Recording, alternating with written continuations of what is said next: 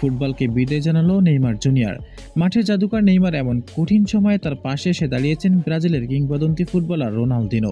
এক বিশেষ ভিডিও বার্তায় নেইমারকে অবসর ভেঙে আবারও জাতীয় দলে ফেরার জোরালো অনুরোধ জানিয়েছেন তিনি।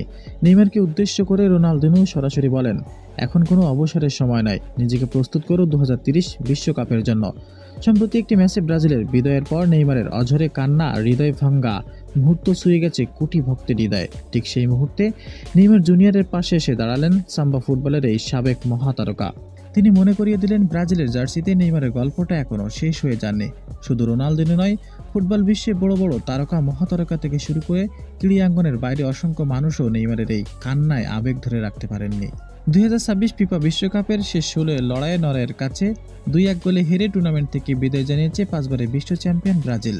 রেফারির শেষ বাঁশি বাজার সঙ্গে সঙ্গেই কান্নায় ভেঙে পড়েন নেইমার জুনিয়র। তার এই অশ্রুসিক্ত চোখের ছবি মুহূর্তেই ছড়িয়ে পড়ে সামাজিক যোগাযোগ মাধ্যমে, যা ছুঁয়ে যায় কোটি কোটি ফুটবল প্রেমিকদের হৃদয়ে। ম্যাচ শেষে এক আবেগঘন বার্তায় নেইমার বলেন, আমি বারবার চেষ্টা করেছি, আমার যাত্রা শুরু হয়েছিল এই মেটলাইফ স্টেডিয়ামে, আর এখানেই শেষ করলাম। এখন সব শেষ, ওই হলুদ জার্সিতে আমার আর কখনোই ফেরা হবে না।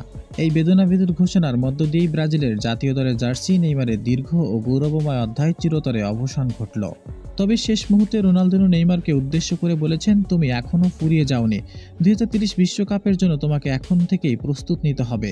আবেগতড়িত হয়ে কোনো সিদ্ধান্ত নেওয়া মোটেও ঠিক নয়, বরং নিজেকে নতুন করে গড়ে তোলো। বিশ্বের কোটি কোটি ফুটবল ভক্ত তোমার জাদুকরী পারফরমেন্স দেখার অপেক্ষায় দিন গুনছে।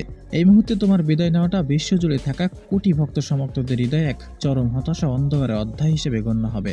তো দর্শক, রোনালদিনোর এমন কথা আপনাদের কাছে কেমন লেগেছে জানিয়ে দিবেন আপনার মতামতটি। ধন্যবাদ।